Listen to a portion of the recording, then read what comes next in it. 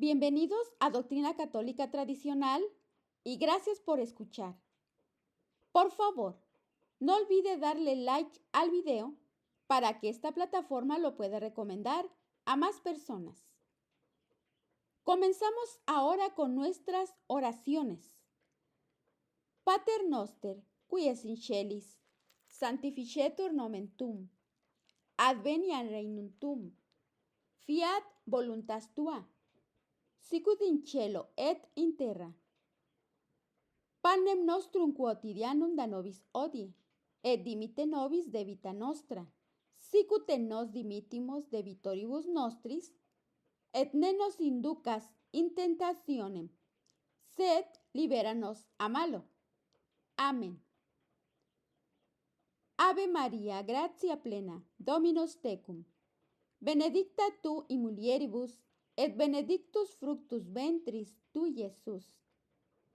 Sancta Maria, Mater Dei, ora pro nobis peccatoribus, nunc et in hora mortis nostre. Amén. Sancte Micael Arcangele, defende-nos in prelio, contra nequitiam et insidiam diaboli esto presidium. Imperet illi Deus, supplices deprecamur. Tuque princeps militia celestis, Satanam aliosque spiritus malignos, qui ad perditionem animarum pervagantur in mundo. Divina virtute in infernum detrude. Amén. Cor Iesus sacratitium, miserere nobis. Cor Iesus sacratitium, miserere nobis. Cor Iesus sacratitium, miserere nobis. Cuando el pastor se convierte en lobo, el rebaño debe defenderse. Es un tema de Rorate Shelley por el doctor Michael Fidrowicz. El siguiente ensayo del eminente patrólogo y estudioso de la liturgia romana, Michael Fidrowicz, analiza a los teólogos clásicos sobre el derecho de resistencia al abuso de la autoridad eclesiástica. Fue escrito antes de la publicación de la responsa de culto divino, pero previéndolo. Publicado por primera vez de Pro Santa Ecclesia en diciembre del año 2021 y enero del año 2022. Primer punto. Cuando el pastor se convierte en lobo, el rebaño debe defenderse. Esperar lo peor. Es parte de la sabiduría de la Iglesia Católica tener siempre en mente el peor de los casos, es decir, tener en cuenta el peor de todos los escenarios imaginables que ocurran. Se piensa, por ejemplo, en las instrucciones de defectibus de los misales tradicionales, donde se consideran todas las situaciones posibles que puedan perturbar el orden de la celebración y se dan instrucciones sobre cómo proceder si, por ejemplo, el sacerdote se desmaya después de la consagración de la hostia. La santa sangre se congela en el cáliz en un invierno muy frío o algo venenoso cae en ella. La categoría de casos tan extremos en la vida de la Iglesia también incluye la posibilidad de que un sucesor de San Pedro ignore el mandato dado por Cristo al príncipe de los apóstoles. Apacienta mis corderos, apacienta mis ovejas. Evangelio San Juan, capítulo 21, versículos 15 al 17. Y ejerza su oficio de manera contraproducente. En la antigüedad eclesiástica, algunos papas actuaron infelizmente, como como Liberio, que excomulgó a Atanasio, el campeón de la ortodoxia de Nicea, a mediados del siglo IV, u Honorio I, quien a mediados del siglo VII fue acusado de haber avivado la llama herética de monotelismo, no con su autoridad apostólica, sino por negligencia. Pero no fue hasta el comienzo de los tiempos modernos que los teólogos individuales abordaron explícitamente la cuestión del abuso de la autoridad papal. Curiosamente, estos autores solían defender las prerrogativas del oficio papal contra las críticas del lado protestante, pero al mismo tiempo no querían dejar a la Iglesia abierta a ataques. Formularon las condiciones necesarias para el caso de un abusus potestatis papal, cuya posibilidad no podía excluirse. Veamos ahora condiciones de legítima resistencia.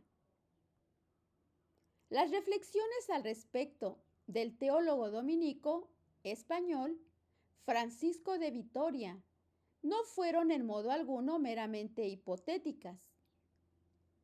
En sus conferencias sobre la autoridad del Papa y el Concilio, año 1534, criticó duramente los abusos de poder de los papas del Renacimiento, quienes concedieron todo tipo de dispensaciones con tanta generosidad que el número de quienes las disfrutaron fue mucho mayor que el de quienes adherían fielmente a los mandamientos de la Iglesia. Si un papa, obviamente, estaba arruinado a la Iglesia al conceder dispensaciones arbitrariamente, entonces, se concluyó, los obispos tendrían que negarse a aceptarlas e implementarlas, sin perjuicio de la deferencia debida al pontífice. De Vitoria escribió lo siguiente: si las órdenes o actos del Papa destruyen la Iglesia, es posible resistir e impedir la ejecución de las órdenes. Estas claras palabras llevaron al Papa Sixto a colocar las conferencias publicadas por los dominicos en el índice de libros prohibidos.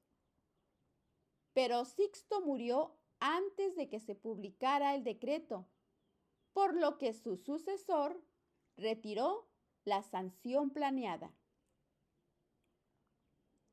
El problema ya había sido tratado de manera aún más fundamental por el cardenal Juan de Torquemada, quien en su Tratado Sistemático sobre la Iglesia, año 1489, defendía la infalibilidad y el poder plenario de los papas, al tiempo que consideraba la posibilidad de una ruptura papal con la tradición, sobre todo en el ámbito de la liturgia, que podría convertir al sucesor de San Pedro en un cismático.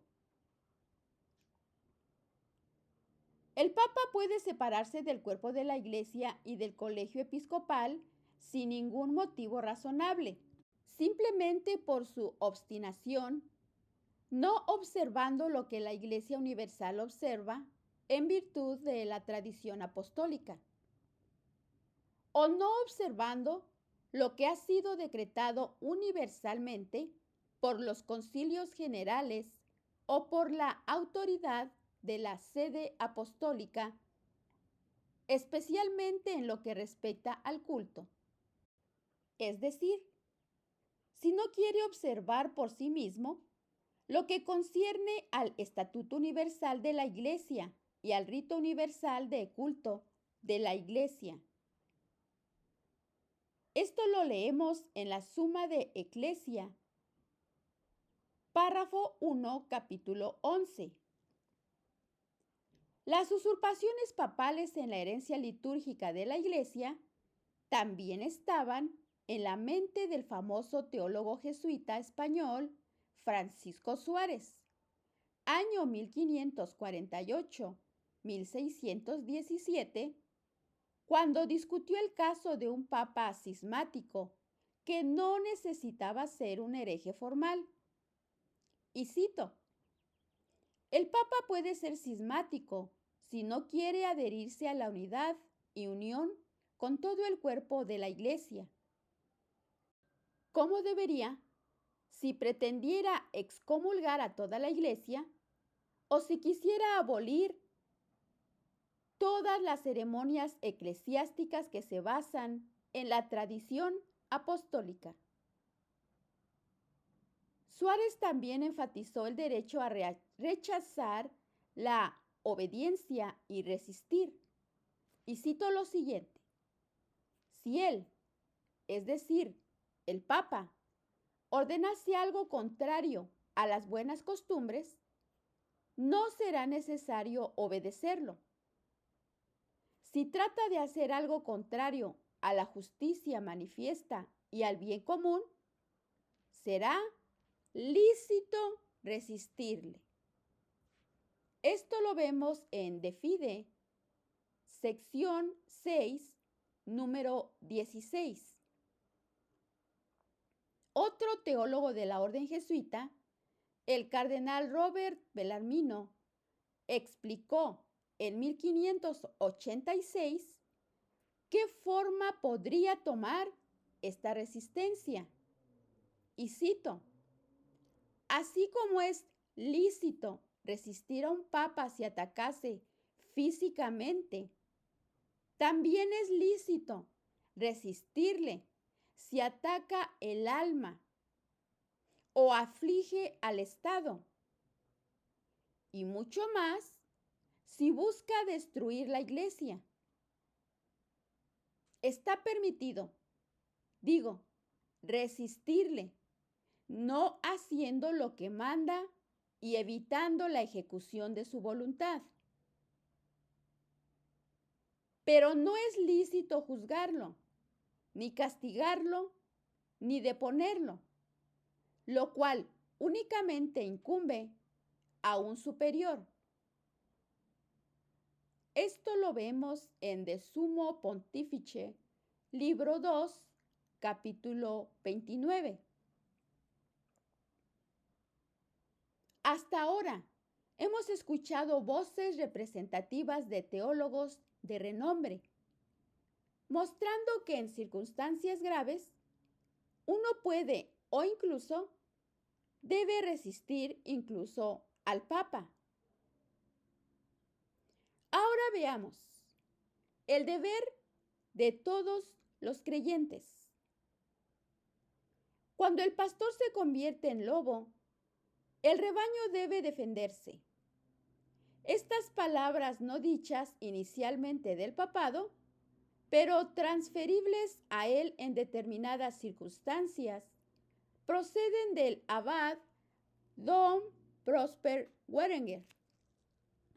En su obra de varios volúmenes sobre el año eclesiástico, que comenzó en 1841, describe en el día de la fiesta de San Cirilo de Alejandría, el 9 de febrero, cómo el adversario de Cirilo, el patriarca Nestorio de Constantinopla, gritó desde el trono episcopal a la multitud reunida en la fiesta de Navidad del 428 lo siguiente: María no dio a luz a Dios. Su hijo era solo un hombre, el instrumento de Dios. El abad benedictino de Solesmes describió la reacción horrorizada de los fieles. De la multitud, un hombre llamado Eusebio, un laico educado, y más tarde, obispos de Dor y Laum, se levantó para protestar y movilizar la resistencia contra las declaraciones escandalosas del obispo de la capital imperial. En otra carta de protesta, escrita y distribuida en nombre de los fieles profundamente afectados, el patriarca fue acusado abiertamente de herejía. Cada lector, decía, debe hacer conocer el contenido de esa carta y distribuir copias a todos los obispos y clérigos y laicos de Constantinopla. Berenguer comenta sobre este evento y cito lo siguiente: si el pastor se convierte en lobo, el primer deber del rebaño es defenderse. Normalmente, la doctrina de la fe viene de los obispos a los fieles y no corresponde a los fieles subordinados, según el orden de la fe, juzgar a sus superiores. Sin embargo, todo cristiano, precisamente porque puede usar el nombre cristiano, no solo tiene el conocimiento necesario de lo esencial del tesoro de la revelación, sino también el deber de protegerlo. El principio es invariable, ya sea de la fe o de la conducta de vida, quiere decir, de dogma o moral. Una traición como la de Nestorio es rara en la Iglesia, pero puede suceder que algunos pastores, por tal o cual motivo, callen entre situaciones en las que está en juego la fe misma. Los verdaderos fieles son aquellos que en tales circunstancias tomen solo de su bautismo la guía de su conducta, no los pusilámines que, bajo el engañoso pretexto de la sumisión a las autoridades existentes, posponen su oposición al enemigo con la expectativa de recibir una instrucción que no es ni necesaria ni apropiada. Esto lo vemos en la liturgia Le Temps de la Septuagésima en París del año 1889, número 321. Luchando por la verdad. La resistencia es costosa. Don Berenguer lo demostró citando al obispo Cirilo de Alejandría, quien intervino en la polémica y criticó a aquellos pacifistas de la Iglesia que, aunque no compartían el error de Nestorio, sin embargo, creyeron oportuno no oponerse a sus tesis por temor a provocar un escándalo aún mayor, oponiéndose a la autoridad de un patriarca. El obispo Cirilo no se contaba entre los que pensaban que podían simplemente controlar la blasfemia nestoriana sin tener que actuar ellos mismos. Escribió la epístola número 9, y cito: si rehuimos decir la verdad para la gloria de Dios por temor a las molestias, ¿cómo podemos atrevernos a celebrar en presencia del pueblo cristiano las luchas y triunfos de los mártires, cuya fama se basa precisamente en el hecho de que se dieron cuenta en sus vidas la palabra: luchad hasta la muerte por la verdad? Citando los comentarios de Berenguer en una misa pontificial en la forma tradicional en el día de la fiesta de San Cirilo de Alejandría, el 9 de febrero del año 2017, en la ciudad de Kansas, nada menos que el cardenal Raymond Burke destacó la virtud heroica del santo al defender la fe contra el consejo, entre comillas, de muchos de sus compañeros obispos, que lo instaron a permanecer en silencio para mantener la fachada de la unidad de la Iglesia.